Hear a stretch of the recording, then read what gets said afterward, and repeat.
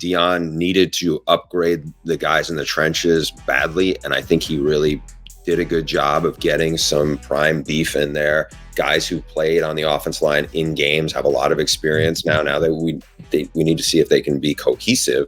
The other thing I really like about what they have is they have some good pass rushers they brought in. Obviously, we know Travis Hunter is a big time two-way talent. Robert Livingston, if people don't know about him, he's the new defensive coordinator. I've heard a lot of really good things about him from people inside football. He came from the Cincinnati Bengals, was there a long time under Lou Anarumo. I think we've seen this track record work well in college football recently. And what I mean by that is, I talked to Jed Fish at Washington about a month ago. He was talking about when he was looking for a new defensive coordinator, he had noticed the success rate of guys who had just come from the NFL into college. And he pointed to Al Golden, who, by the way, was with Livingston with the Bengals. They're close. And then he goes to Notre Dame as a top 10 defense. Mike McDonald goes from the Ravens and goes to Michigan, has an elite defense. Then he goes back to the NFL, and Jesse Minter makes that move also from the Ravens, and they end up winning a national title. And the other one was Danton Lynn, had never been a defensive coordinator, comes from the NFL, goes to UCLA, and has a top 10 defense. I'm not saying Robert Livingston is going to have a top 10 defense in Colorado, but I think they will be much improved on that side of the ball.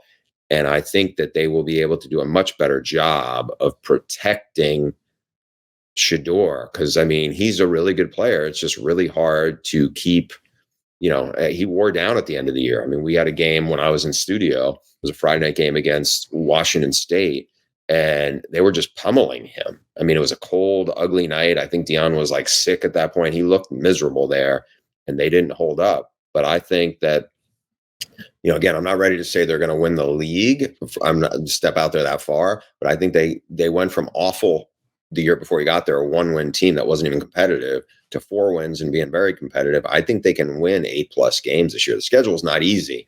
They have 2 really tricky games right out of the gate. You play North Dakota State.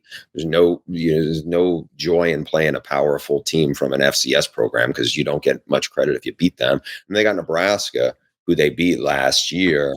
And I think Nebraska is going to be much improved. I know they just lost their starting left tackle, but I do think Matt Rule is going to be a lot better in year 2.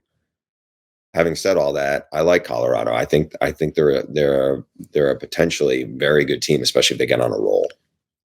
Bruce, I felt like last year when Deion got hired and was coming in, that you were someone that was kind of like, don't underestimate this guy.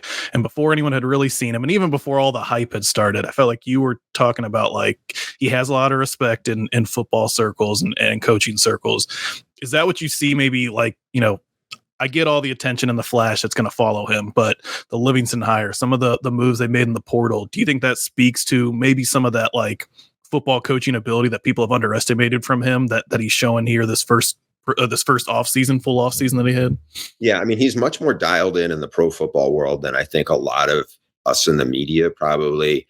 I think there's a difference between, it rubs a lot of folks around college football wrong about all the access that goes on, where it's everything's on camera, and there's a lot of stuff that happens that shows up on streaming shows and everything else, and they feel like it's more style than substance. There's definitely a lot of style there, but I do think there's a lot of substance too. I remember being at one of their practices on a Friday.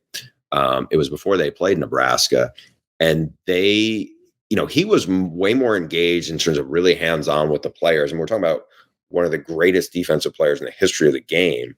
And I think some of that stuff tends to get lost because I think, a lot of us get kind of sucked into some of the other stuff, and there's a lot of chatter around the program. And I think there's a lot of rumors and, stuff that's kind of, I think people don't know what to believe, to be honest. And so a lot of times you hear it, and it's not to say everything that comes out of there is exactly how Nick Saban would do it, or exactly how, the guys who typically win in college football would do it. But that team got way better than what it used to be. I go back to how bad they were. It's hard to flip things in 1 year. And I think the portal has helped. And I do think some of the guys they brought in now, I mean, in 2023, it felt like they were a really good 7-on-7 team, but they were trying to play a football game, and eventually that became now I feel like they have the pieces at least to match up, and I'm interested to see what year 2 is going to look like for them. Yeah, I think the big question for me is, are they going to be better up front? You mentioned Shador was worn down at the end of last year. They can't be any worse. They cannot be right. any worse. Right, exactly. They signed Jordan Seaton, the 5-star up front. They brought in Justin Mayers from UTEP, Tyler Johnson from Houston, Zach Owens from Clemson, 5,886 snaps of experience in the portal just on the offensive line they brought in per PFF. So if they're better up front, I don't know how Portland line works, but if they can make it work, I think you're right. I think they have 8+ win potential for sure.